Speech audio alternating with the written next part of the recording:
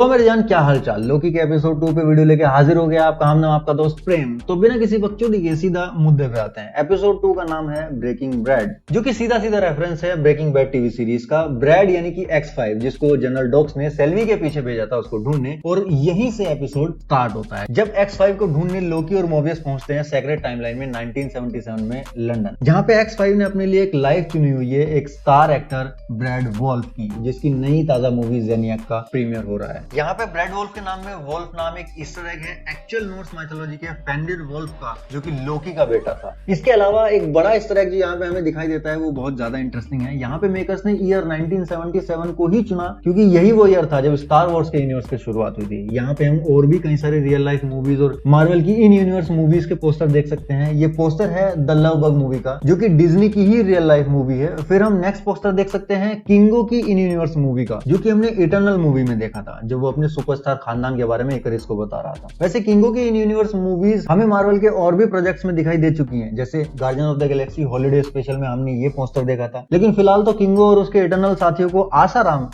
अरिसेम उठा के लेके गया है। नेक्स्ट पोस्टर है फोन डेंजर का, जो कि एक्चुअल में मार्वल का ये कैरेक्टर है एजी बेल नाम का, जिसका नाम इंस्पायर्ड है टेलीफोन के आविष्कारक अलेक्जेंडर ग्राहम बेल से। हम इस पोस्टर पे एक और तगड़ा ईस्टर एग देख सकते हैं गुडमैन प्रोडक्शंस के रूप में। मार्टिन गुडमैन ही वो पब्लिशर थे जिनकी कंपनी पहले टाइमली कॉमिक्स थी, फिर एटलस कॉमिक्स बनी और फिर मार्वल कॉमिक्स। इवन जिस मूवी जेनियाक का यहाँ पे प्रीमियर चल रहा है वो खुद थोर की क्लासिक मूवी का एक ईस्टर एग है। जेनियाक एक इवल एंटिटी था जो कि उल्टे सीधे कांड करने के लिए लोगों को पोजेस कर लिया करता था। इसका डेब्यू हुआ था क्लासिक थोर कॉमिक्स में और इसलिए यहाँ लोकी में इसको यूज किया गया है। मतलब लोकी का शो हो और उसमें थोर के इस तरह ना हो, ऐसा कैसे हो सकता है। ऑब्वियसली अपने फाइगी बाबा इस वाले लोकी को अपने थोर के साथ कभी ना कभी क्रॉसओवर जरूर करेंगे, और उस मोमेंट पे थिएटर में वही सीटियां और तालियां बजेंगी जो कैप्टन के इस सीन पे बजी थी। मैं लिख के दे सकता हूँ। वैसे ये कैंग डायनेस्टी या सीक्रेट वॉर्स जैसे किसी बड़े इवेंट से पहले नहीं होने वाला ऑब्वियसली। वेल X5 को पकड़ने में इन दोनों की हेल्प करने के लिए यहाँ पे हंटर B15 भी आई हुई है। यहाँ पे हंटर X5 उसी टेलीपोर्टेशन डिवाइस का यूज करके भागता है जिस डिवाइस को हमने सीजन 1 में लोकी को यूज करते हुए देखा था। और फिर हमें देखने को मिला लोकी का मैजिक और उसका स्वैग, जो कि हम काफी टाइम से मिस कर रहे थे। यार लोकी की डुप्लीकेशन इतनी रियल होती है कि मोबियस जैसा टीवीए में रहने वाला बंदा तक उसकी ट्रिक को नहीं पकड़ पाया। इसके बाद X5 को पकड़ के वापस टीवीए ले जाया जाता है और वहां पे लोकी उसके मजे ले रहा है। लेकिन यहाँ पे X5 हमें एहसास दिलाता है कि किस तरह से MCU में लोकी का सफर एक विलन के रूप में शुरू हुआ था, उसके बाद वो एक साइड हीरो बना और अब एक प्रॉपर मेन हीरो तक उसका कैरेक्टर आर्क पहुंच चुका है। काफी ज्यादा ट्विस्ट एंड टर्न्स हैं लोकी की MCU जर्नी के। आई थिंक सबसे ज्यादा इंटरेस्टिंग कैरेक्टर है ये। उधर ओबी अभी भी टेंपोरल लूम को फिक्स करने की कोशिश कर रहा है। हंटर B15 और कैसी की बातचीत से रमोना का स्टेटस भी क्लियर हो जाता है। अब सब जान चुके हैं कि रमोना ही हू रिमेन्स के साथ काम करती है। ही हू रिमेन्स ने उसकी हेल्प से ही मल्टीवर्सल वॉर जीती थी, लेकिन कुछ तो ऐसा हुआ जिसकी वजह से उसने एक पॉइंट पे रमोना की मेमोरीज वाइप कर दी और टाइम कीपर्स को टीवी में सेटअप कर दिया। आई होप कि इस सीजन में उसकी मेमोरीज वापस आ जाएं। कैसी बताता है कि रमोना को लास्ट मैसेज मिस मिनट्स का ही आया था और इससे ये क्लियर है कि ये तीनों साथ में ही कोई कांड कर रहे हैं। मतलब ही हू रिमेन्स को वैसे तो सेल्वी ने निपटा दिया था, लेकिन मिस मिनट्स रमोना की हेल्प कर रही है डिफरेंट टाइमलाइंस में जंप करने के लिए, ताकि वो लोग उसके दूसरे वेरिएंट्स तक पहुंच सके, शायद विक्टर टाइमली तक। He is the one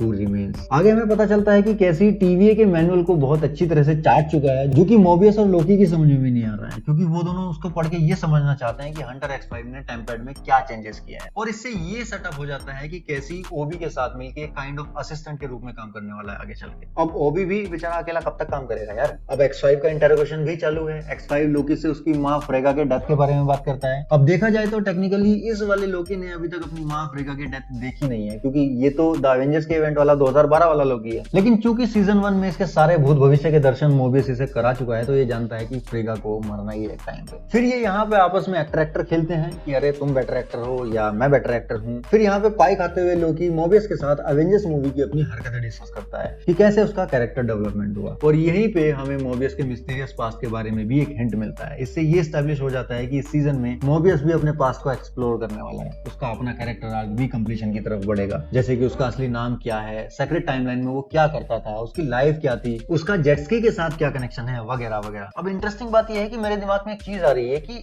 Mobius को सेक्रेट टाइमलाइन से उठा के टीवी में पटकने वाला बंदा था कौन। वो टिप की वो कोई और नहीं बल्कि लोकी का ही कोई फ्यूचर वेरिएंट हो। टाइम ट्रेवल की बकचोदी है भाई, कुछ भी हो सकता है। रखा है। दूसरी तरफ ओबी टेम्पोरल लूम को ही ठीक करने की कोशिश कर रहा है, लेकिन उसका टेम्पोरल और मैच नहीं होता और एक्सेस देना ही हो जाता है, यानी कि यहाँ पे जरूरत पड़ेगी की। अब ओबी जिस चीज के लिए ऑथराइज नहीं है उसके लिए भला और कौन ऑथराइज होगा? किसका डीएनए काम करेगा? ऑब्वियसली कैंग का। और यहीं पे शायद जरूरत पड़ेगी विक्टर टाइमली की। एंड नेक्स्ट एपिसोड में Mobius and Loki Victor Timely को ढूंढते हुए जाएंगे उसकी टाइमलाइन में, जो कि हमने एंटमैन क्वांटमिनिया के पोस्ट क्रेडिट सीन में भी देखी थी। उधर लोकी की टॉर्चर वाली ट्रिक कामयाब हो जाती है और उन्हें सेल्वी का पता चल जाता है। फिर वो लोग 1982 में पहुंच जाते हैं, जहां पे लोकी उसे अपनी टाइम स्लिप एक्सप्लेन करता है और साथ में ये भी बताता है कि टीवी में क्या चल रहा है। लेकिन सिल्वी उसके साथ आने से मना कर देती है। यहाँ पे X5 बार-बार मोबियस से कह रहा है कि उसको यहाँ से वापस ले चलो, क्योंकि अंदर से वो जानता है कि हो सकता है टाइमलाइन कभी भी बॉम्ब से उड़ा दी जाए, जो कि जनरल डॉग्स का मास्टर प्लान था, जिसे सिल्वी अपने मैजिक से पता करती भी है कि जनरल डॉग्स सेक्रेट टाइमलाइन के अलावा बाकी की सारी टाइमलाइंस को बॉम्ब से उड़ाने वाली है। फिर वो सारे के सारे जनरल डॉग्स को रोकने उसके पास पहुंचते हैं, लेकिन वो 2-4 ब्रांच टाइमलाइंस को भी बचा पाते हैं। मोस्टली को डॉग्स उड़ा चुकी होती है तब तक। यहाँ पे हमने लोकी एंड सिल्वी का एक पावर कॉम्बो भी देखा, जैसा हमने सीजन 1 में देखा था। जनरल डॉग्स को अरेस्ट कर लिया जाता है। अब आगे हमें इसकी इंटरोगेशन भी देखने को मिलेगी आगे के एपिसोड्स में, जिससे हमें ये पता चलेगा कि आखिर इसके साथ असली चक्कर क्या है, मेरा दिमाग किसने खराब कर रखा है। यहाँ सेल्वी भी टीवी में वापस आ जाती है, ये देखने की क्या बचा है और क्या लुटा है। और स्क्रीन पे हमें सिर्फ 3 ब्रांचेस दिखाई देती हैं, जिनमें से एक में हमें विक्टर टाइमली देखने को मिलेगा और साथ ही रमोना भी और मिस मिनट्स भी। स्क्रीन को थोड़ा और ध्यान से देखने पर पता चलता है कि सेक्रेट टाइमलाइन को 616 नाम दिया गया है, खास करके टीवीए के द्वारा, यानी कि एमसीयू की अर्थ 616 ही है। यार ये मार्वल वाले कौन सी भांग घोट रहे हैं समझ नहीं आ रहा है। कभी 616 बता देते हैं, कभी 1999 बता देते हैं। अभी मार्वल यूनिवर्स की ऑफिशियल हैंडबुक आई थी, उसमें मार्वल के कॉमिक्स वाले यूनिवर्स को 616 बताया गया था और एमसीयू के यूनिवर्स को 1999। तो फिर ये मल्टीवर्स ऑफ मैडनेस में अर्थ 616 क्यों गा रहे थे और यहाँ फिर से 616 का राग अलापना क्यों चालू कर दिया इन्होंने? ये खुद ही कंफ्यूज है यार, क्या दिखाना चाहते हैं, हमें भी कंफ्यूज करके रखा हुआ है। फिर इतना सारा नरसंहार देख के सिल्वी टीवी को छोड़ के वापस से अपनी ब्रांच टाइमलाइन में चली जाती है, जहां पे हम उसके पास देखते हैं ही हू रिमेन्स की एडवांस टेम्पैड, यानी कि सेल्वी ने उसका काम बजाने के बाद उसका टेम्पैड हथिया लिया था और मजे ले रही है उससे। मतलब इसकी ये जो मैकडी वाली टाइमलाइन है, ये उन्हीं बची हुई 3 ब्रांचेस में से एक है। वेल इसी के साथ एपिसोड खत्म हो जाता है एंड हमें पूरे मजे दिला के फिर से नेक्स्ट वीक और ज्यादा मजे दिलाने का वादा करके हमें छोड़ के चला जाता है। बस एक सवाल का जवाब नहीं देता कि एपिसोड 1 के लास्ट में लोकी को प्रूव किसने किया था। खैर तुम लोग कमेंट्स में बताओ उसके बारे में। बाकी ये वीडियो कैसी लगी और कैसा लगा ये एपिसोड वो भी कमेंट्स में जरूर बताना। हम मिलते हैं नेक्स्ट वीडियो में, तब तक के लिए